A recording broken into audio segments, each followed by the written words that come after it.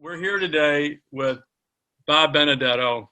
I don't have enough words to talk about you and all the things that you meant to the archtop community. And I know you build tools for building archtops as well. You've done so much. The number one brand in the world is Benedetto Guitars. That's probably the best known archtop brand in the world, period, bar none. I think everybody knows that. And obviously that's a testament to what you have achieved in your lifetime for sure.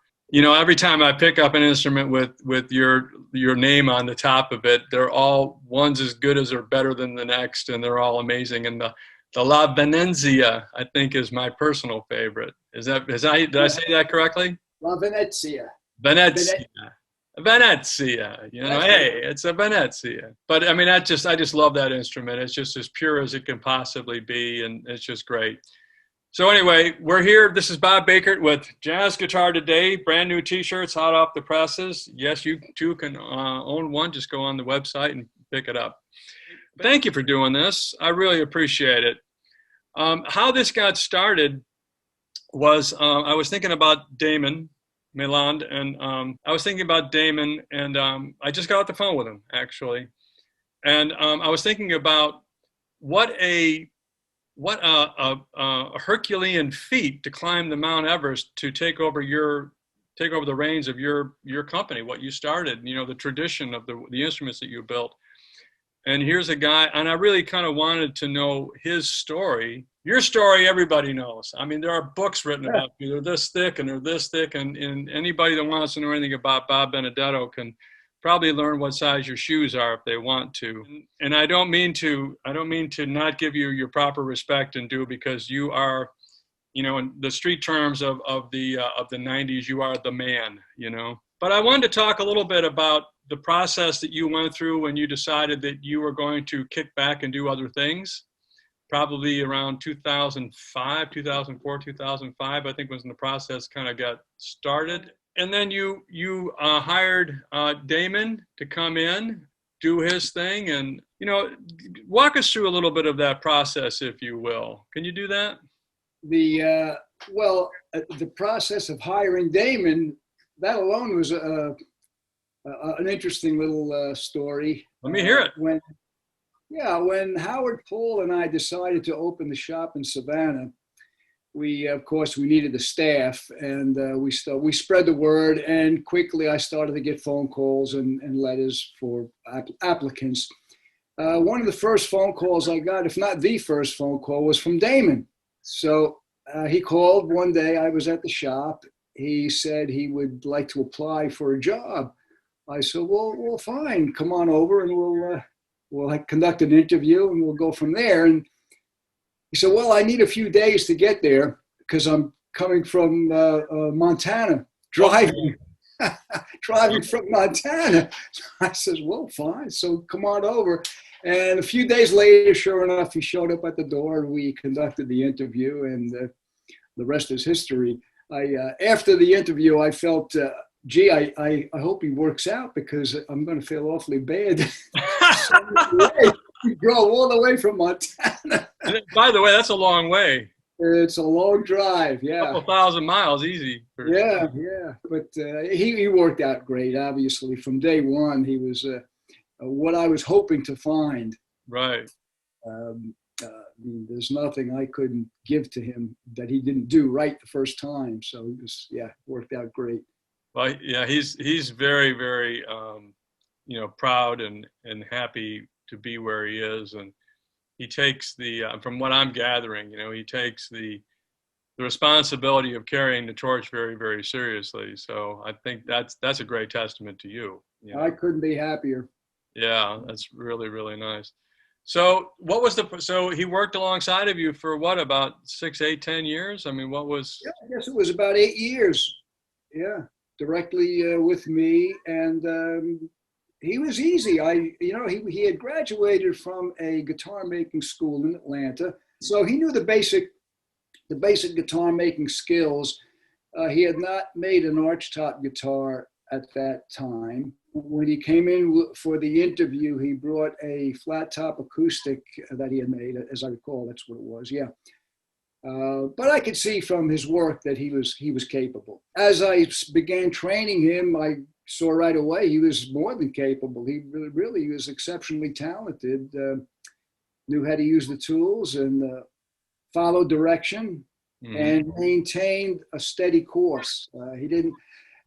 A concern always when you're training somebody to make a product, any product, is that they don't make changes along the way. They may get a better idea, so they're going to change. You can't do that. Yeah, no. It's they're handmade, but they're, when somebody orders a Manhattan, they're expecting exactly a Manhattan. Yeah, and that's where Damon shined. He did everything right. Not a Manhattan on the West Side. Right. That's right.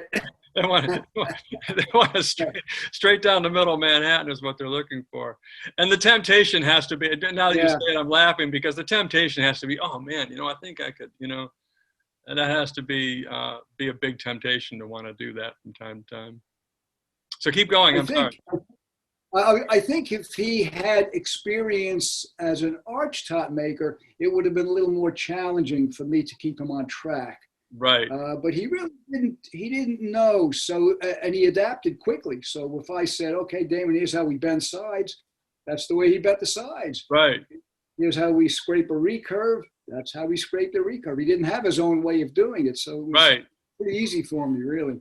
That's great. So obviously one of the great, the great black magic arts, if you will, not black magic, but the great magic arts of archtop building is carving that top and the back, but carving that top, the tap tuning of it, and all that goes into that. A lot of people don't really realize when you say carved archtop what that really is and why one looks one way and one looks the other way, and it's got nothing to do with or sounds a certain way.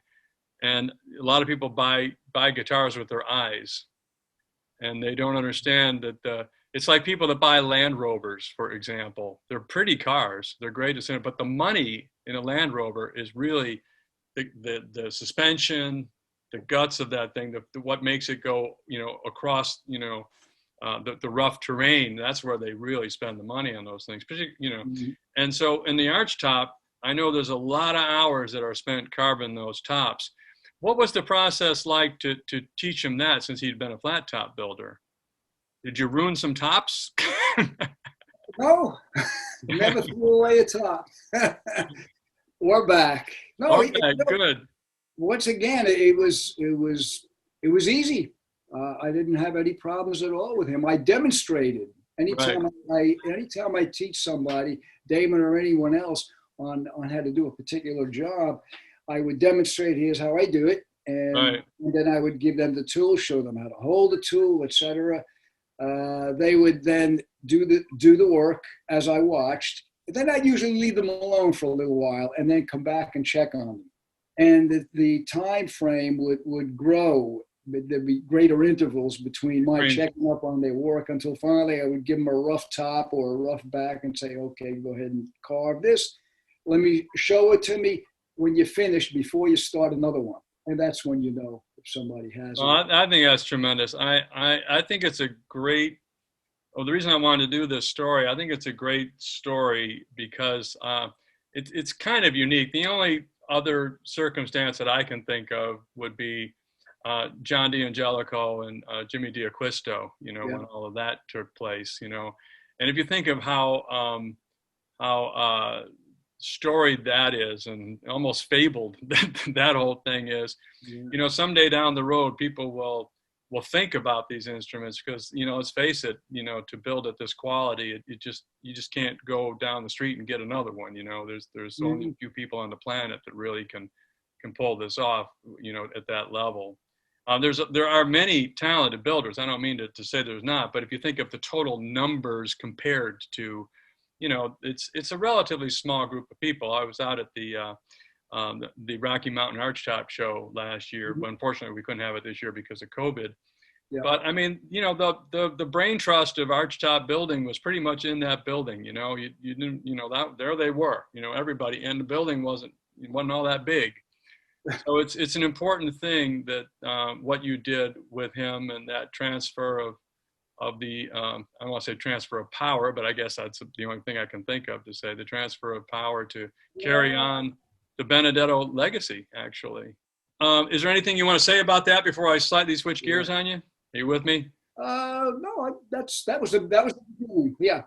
Okay. That was our beginning with Damon. Okay, so the last thing, I guess, I was just going to ask you, you're going to show me those tools that you make. There's one. This is a round bottom plane used for carving the inside and outside arches of tops and backs. Oh, okay. And this is a kind of like what they call a block plane. It's a little flat bottomed plane, just good general purpose plane, shaving braces and trimming linings and so on. I love it that you made it out of flame maple. Oh, yes. Pretty cool. There's a subtle message there, you know? Yeah, I love it. So it's a fun project for me. I enjoy it. I tinker around. I do little carvings and woodworking projects, and I cook a lot. I enjoy cooking. Cooking is good. Eating makes me fat, but cooking is good. Oh, yes. So the other thing, last thing I was going to ask, I know that you used to make violins. Mm-hmm. Are you making any violins anymore at all? I mean, is that something that you're?